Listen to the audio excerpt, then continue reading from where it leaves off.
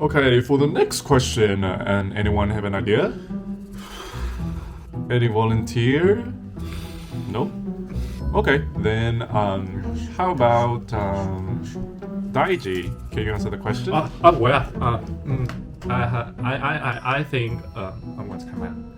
Hello, Professor. Can you hear me? Yes. Okay, good. I think globalization is very important. Yes, to the world. That's all. Thank you. Okay, for the next part of the workshop, I'd like to sign off you to the breakout rooms to have a discussion with your classmates about the question I just asked. Any question from me? Nope? Good. Okay. Then here we go. 烦死了，最烦 discussion。要不要讲一句呢？算了，他讲吧，不想讲。30% of your assessment will be the forum discussion. You will need to post your answers to the question for each week on the forum before Tuesday. Any question? Nope. Okay, good. Good luck with that. 第一周就要写论坛呀，怎么写呀？还要写引用啥呀？写作业。不要。写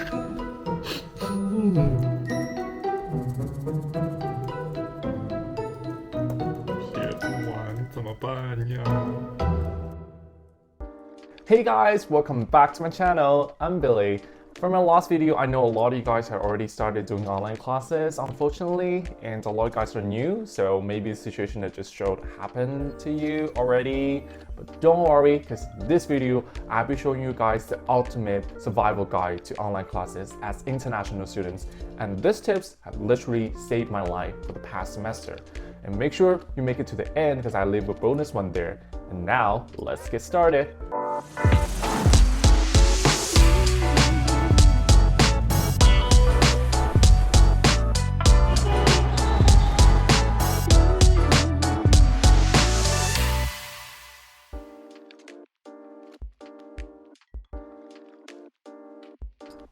I know, it's really awkward to talk to someone online through the camera who you barely know. But trust me, I have this fear too. Like before when I look at the camera, I become so nervous and I become a different person. I don't know how to talk. I mumble all the way.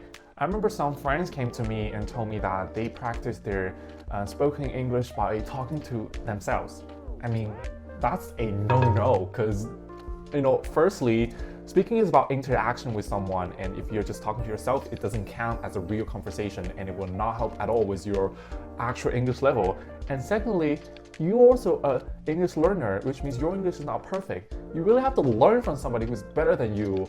I don't think there's any shortcut or easy way to learn any language. So if you really want to improve your English speaking level, well, number one, you have to push yourself out of the comfort zone and try to speak up in front of people. And no matter how nervous or scared you are, or how many mistakes you think you're gonna make, because it doesn't matter. Like, people cares about the content you say, not how perfect your accent or your English level is. And number two, you have to make opportunities for yourself to practice English, because people would not just come to you and say, okay, let's practice English and let's do this and that. No, people tend to be quiet, so you have to make opportunities for yourself. I know like a lot of us are doing online classes now, so it's really hard to find anyone to talk to in English. I mean, it's even hard to talk to anybody in person, but that's not an excuse because we got a lot of resources online. I'm taking English classes online with a native English speaker as teachers on Cambly. As most of us do doing online study now, I think this is the best way to improve your English speaking level while practicing interacting with people online. First of all, classes on Cambly are all computer-based, so it's very similar to your lectures and your workshops. Basically, you're just practicing speaking English to a native speaker through a camera. That's the same as if you were talking to your classmates or professors. It's just a fear that you get rid of after you do it a lot. And secondly, there are tons of English native speaking teachers on Cambly for you to choose from. Actually, they are all native English speakers, I think. And I love how they each have a little bio with their accent. Because you know how hard it is to find a teacher with Australian accent, because I struggle with the accent a little bit like when I first started school. So I always just chose like teachers from Australia. And thirdly, online English classes are much more affordable than traditional offline ones. Like for classes in Cambly, I think the price is pretty reasonable because as a student, I can easily afford it. I don't think I'll be able to afford the traditional offline English classes like one-on-one with English native speaker as a teacher. No, it's really expensive. And also online classes are pretty flexible. Like for example, you can choose to have 2 lessons, 3 lessons, 4 lessons each week, and for each lesson you can choose like from half hour to an hour. It's totally up to you. Also, you don't have to pay a lot upfront. Like there is an option for monthly payment. As I said, if you really want to improve your English speaking level, you gotta push yourself out of your comfort zone and make use of any opportunities you have. So if you want to try out the online English classes, now I got a promo code from Cambly, which you can use to get a 15-minute trial lesson for free, and it's one-on-one with a native English speaking teacher. So just try it out and see if it's for you. I don't know if a lot of you guys are struggling with your writing. Well, I did, because I remember when I did my IELTS test, writing part was always the worst, so I'm a bit scared of writing. But now as an international student, we have to do a lot of writing. Like for example, the forum post, the assignments, sometimes I have to write long essays, and the final papers is all about writing. I know the language level cannot be improved overnight, but I know that I'm also competing with other domestic students and those international students with amazing English. So I don't want to like have a bad result just because my language level isn't as good as the others. So I use some tools to improve my writing results and also make the writing more efficient.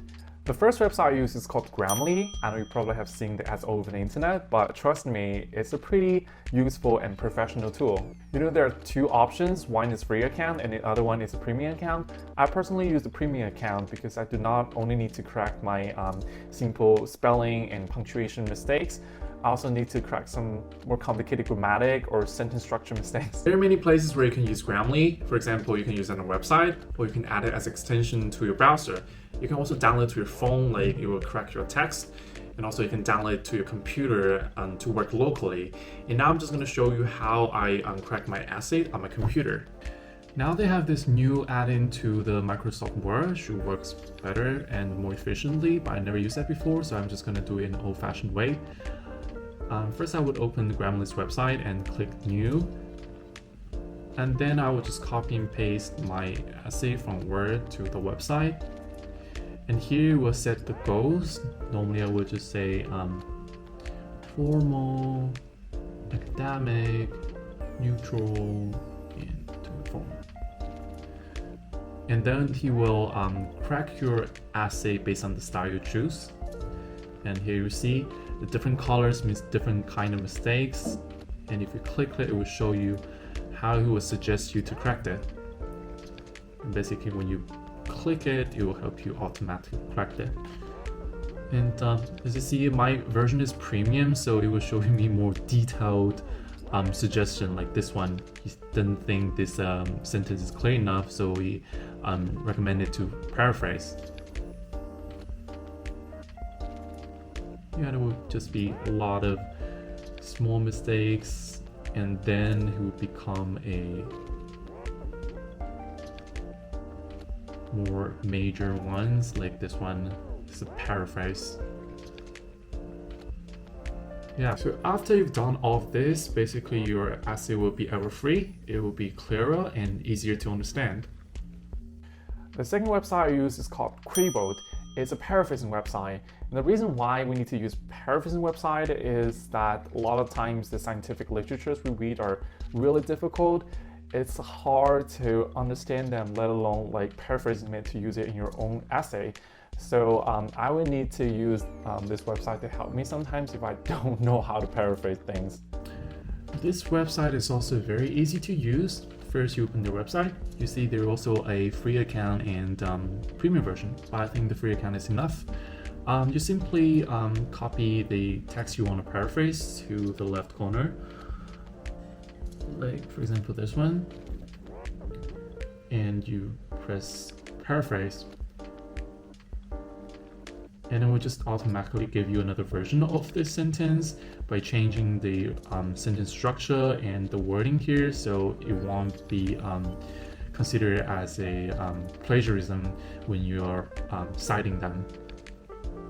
Also, if you're not satisfied with the result, you can click again, then we'll change its style, and it will be another result for the paraphrasing. Yeah, you can click as many as you want. Also, you can change the specific word to another synonym, so it matches the idea that you understood.